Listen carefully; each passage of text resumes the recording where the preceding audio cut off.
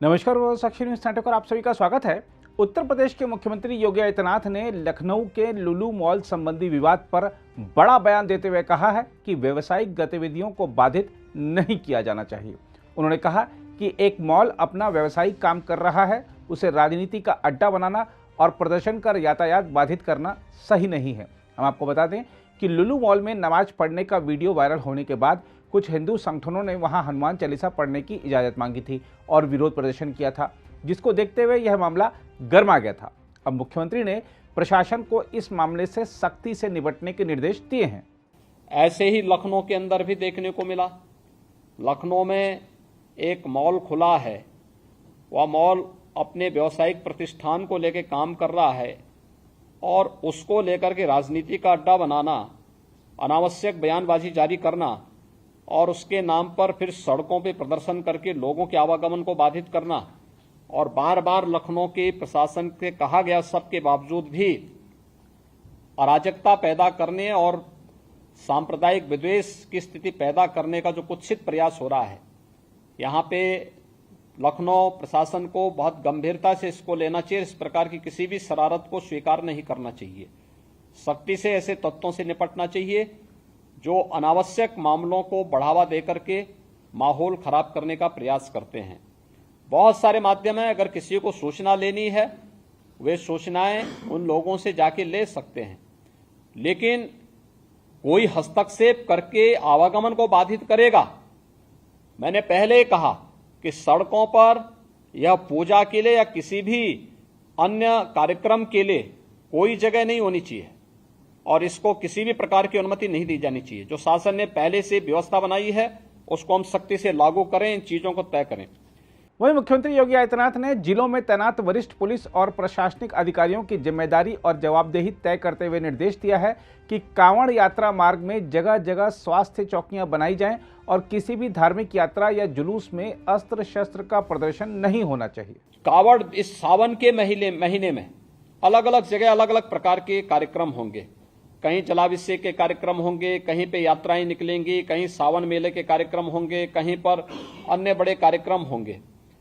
हम इस बात को ध्यान में रखेंगे कि सुरक्षा और सतर्कता के बारे में देखिए, जिस प्रकार के अलर्ट आ रहे हैं उनको ध्यान में रखते हुए कोई भी शरारती तत्व माहौल खराब करने के लिए किसी भी कांवड़ यात्री पे हमला कर सकता है। रात्रि में विश्राम कर रहे हैं उस समय उन पर हमला किया जा सकता है, कोई अन्य घटना घटित हो सकती है। इसलिए जहां भी उनका रात्रि विश्राम हो उसके आसपास का सुरक्षा का वातावरण बेहतरीन होना चाहिए। जहां जिस रूट पर भारी मात्रा में कांवड़ यात्री चलें वहां पर ट्रैफिक डाइवर्जन की व्यवस्था हो और ट्रैफिक डाइवर्जन इस रूप में हो कि किसी को भी उसका उल्लंघन करने की परमिशन न हो। इसको भी हम ध्यान में रख करके देखें। शिवालय होंगे, मंदिर होंगे, उन सभी के आसपास हम देखें कि कोई जर्जर भवन है, बरसात के समय में वह गिर न जाए और उसके कारण जन हानि न होने पाए। इसके बारे में भी हम लोगों को वहां पर ध्यान में रखना होगा। बड़े देवालयों में, शिवालयों में भीड़ नियंत्रण के लिए हम लोग पहले से ही मंदिर प्रबंधन के साथ बैठ करके अपनी कार्य योजना बना लें और हम उसमें किसी भी प्रकार की लापरवाही न होने दें। परिवहन निगम की बसें जो हैं, जो सड़क पर सही हालत में चलने लायक है, उन्हीं को सड़कों पर चलाएं। अन्यथा जनपद स्तर पर भी और यहां शासकीय स्तर पर भी इस बात को, मुख्यालय स्तर पर भी इस बात की समीक्षा हो जाए कि जो जर्जर हो चुकी हैं, चलने लायक नहीं है, सड़कों पे पलटती हैं, इस प्रकार के कोई भी वाहन सड़कों पे न चलाए जाएं और कहीं भी किसी प्रकार की कोई स्थिति न आने पाए।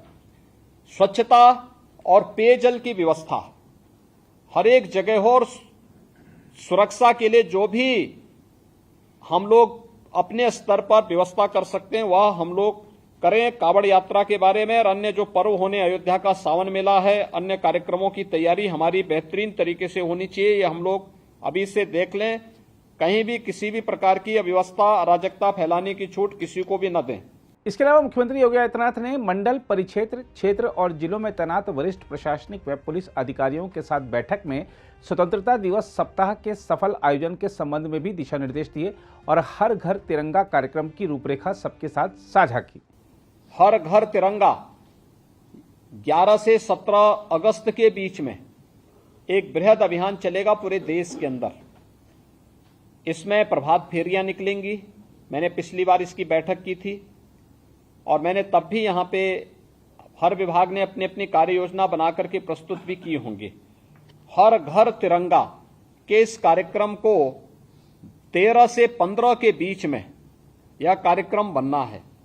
उत्तर प्रदेश का जो लक्ष्य है वह 4.5 करोड़ का है जो उत्तर प्रदेश ने लिया है और देश के अंदर सर्वाधिक लक्ष्य उत्तर प्रदेश ने तय किया है, जिसमें 2.5 करोड़ तिरंगा या जनपदों में एसएसजीज के द्वारा, एनजीओज के द्वारा, निजी टेलर्स के द्वारा, जिला प्रशासन के अधिकारियों के द्वारा बनवाए जा रहे हैं। याद रखना, जिन लोगों ने जो लक्ष्य दिया है उसको प्राप्त करने और उसे वितरण करने की व्यवस्था भी सुनिश्चित करेंगे। जब 13 से 15 के बीच में देश अपनी आजादी का अमृत महोत्सव मना रहा होगा, उस अवसर पर हर घर में भारत के आन मान और शान का प्रतीक प्रधानमंत्री जी के विजन के रूप भारत का तिरंगा फहराया हुआ दिखाई दिया जाना चाहिए। ये हम सुनिश्चित करें और इसको लेकर के अभी से हमारी कार्य योजना आगे बढ़ जानी चाहिए और इसको लेकर के हम लोग अभी से अपनी तैयारी पूरी कर लें। किसी भी जनपद स्तर पर इसके लिए कोई लापरवाही न हो।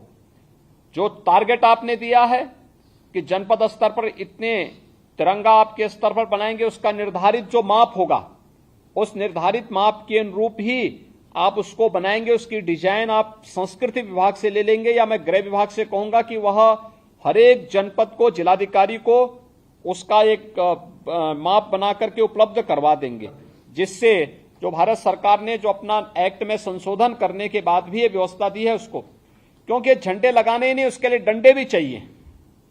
कैसे इसको करेंगे? लोगों को उसके लिए प्रेरित करना और बड़े पैमाने पर होना है, एक अभियान के रूप में होना है। प्रभात फेरी का प्रदर्शन, झंडा गीत का रिहर्सल, ये सभी चीजें होनी चाहिए। और पुलिस बैंड हर एक उस स्तर पर, मैंने पहले कहा, हर शहीद स्मारक पर इस दौरान एक सप्ताह प्रभात फेरी भी नियमित रूप से हो बच्चों की। एक सप्ताह 11 से 17 के बीच में पुलिस बैंड हर शहीद स्मारक पर आधे घंटे राष्ट्रगीत के धुन को, जो राष्ट्रभक्ति से संबंधित गीतों की धुन के साथ, वहां पर बैंड की धुन के साथ उसे लेकर के उन्हें उनका वादन करें। अलग अलग स्तरों पर हम कलाकारों को भी इसके साथ जोड़ सकते हैं। अन्य प्रकार के कार्यक्रम होने चाहिए। और 15 अगस्त के मुख्य कार्यक्रम के दिन हमारा प्रयास होना चाहिए कि स्वतंत्रता संग्राम सेनानियों के परिवार के लोगों को, देश की आजादी के बाद विभिन्न युद्धों में शहीद हुए परिवार के सदस्यों को, पुलिसकर्मी जो शहीद हुए हैं अपनी कर्तव्यों का निर्वहन करते हुए, उनके परिवार के सदस्यों को बुला करके उन समारोह में सम्मानित करने का कार्य करेंगे, तो उसकी अपनी एक अलग वो होगी। अगर आप भी लेना चाहते हैं देश दुनिया की तमाम जानकारी, तो आज ही सब्सक्राइब करें हमारे चैनल को। साथ ही नीचे दिए बेल आइकन को जरूर दबाएं ताकि हर अपडेट आप तक पहुंच सके।